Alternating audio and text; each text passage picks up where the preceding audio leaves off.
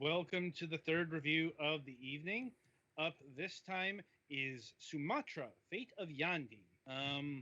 Lost and alone in the jungle after a terrible landslide, Yandi must find his way home to his beloved partner, Adiratna. Many dangers and secrets will be revealed as he makes his way through vast expanses of unexplored forest and desolate wasteland. Join Yandi on his epic quest. Will he even make it out alive? So this is a point and click adventure game, and we got the Switch version, so that means it's over to the Galax for the full review. Mhm. That's pretty much what it is. It's a classic style, like the art is very classic. It's not Sierra-like in that there really aren't any significant ways to get yourself killed or anything. Mm-hmm. Um, it's a very simple. You go around, you pick up objects, sometimes combine them with each other and use them on stuff.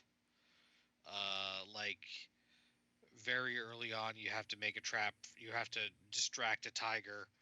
And you just have to get bait termites for a bird and chuck the bird at the tiger. And a lot of the middle of the game is spent doing uh not chores, doing things to help out people in a tribal village that you end up in after you get swept down the river by a landslide, so that they'll give you the axe that you fashioned back because you need it to get into the a place to communicate with people because your radio's broken and the battery's dead. Um, Yandi is a lumberjack feels like the wrong word, but he works for a logging company in Sumatra. So obviously, there's a little bit of friction between the loggers and the native people who, live in the forest places and do slash and burn agriculture, which they use the real word for or another word for, and I don't remember what the word is. Um, which again, it's an efficient way of doing agriculture on a small scale. Um, so yeah, it's interesting. It's certainly culturally different than a lot of other uh, adventure games, but overall, it's just the flow of the story is you got knocked away from home, and you have to get your way back. And while you're doing that, you also get some flashbacks to how you got that way in the first place, because the company you work for has been doing some frustrating things, like they're not always paying for overtime, and there were some arguments with what I think is the wife. So yeah, it's pretty simple controls. There are touch controls work for this, as well as both sticks. One of the sticks is faster than the other stick, which is nice. So you have like a high speed get across the screen stick and a lower speed select the thing specifically stick. Mm-hmm. Um, there pretty much are look for and interact with buttons, and that's about it.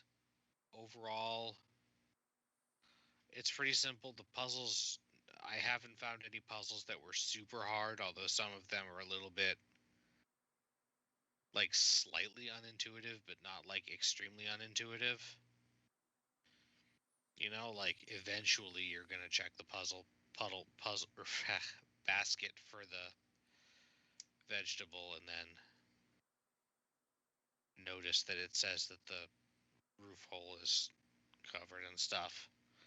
I don't want to give too many spoilers, and obviously, or I think I said this, but I didn't actually finish. I only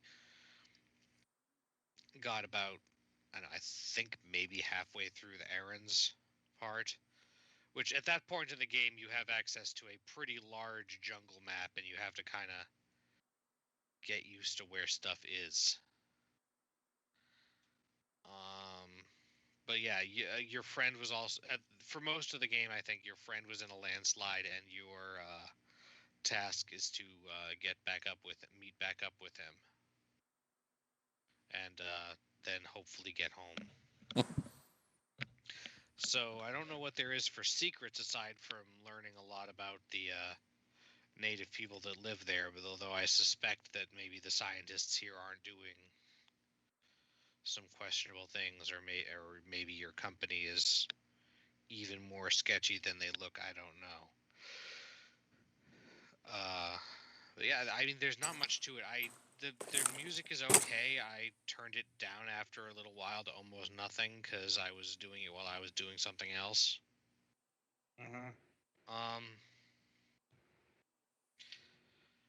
Overall, honestly, I enjoyed it enough.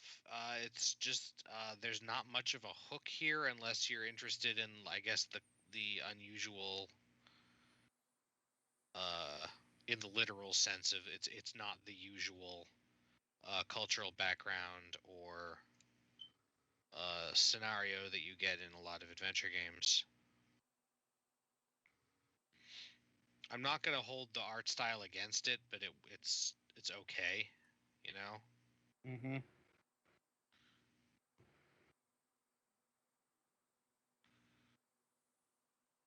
Oh, anything else? Not really. Do you guys have any questions? I think I'm good. I'm good. Yeah, what's the damage price wise? I think you said it was like $7, $6, $7. $7. Though the Switch version is on sale for $4.89. For that, I'd say that's actually a pretty good deal. I don't think $6 or $7 is that bad. From what I've seen, this game is not actually super long. Yeah. But I think the experience is worth it. Also worth noting, the PC version has a collector's edition, which is $2 extra, although you can get the bundle for $8.08, which is honestly that's like just barely more than the regular version, honestly. What does it have? Like maybe the soundtrack? It's got 3 things. It's got the official soundtrack, it's got an art book, and it's got a bonus game, Pendek.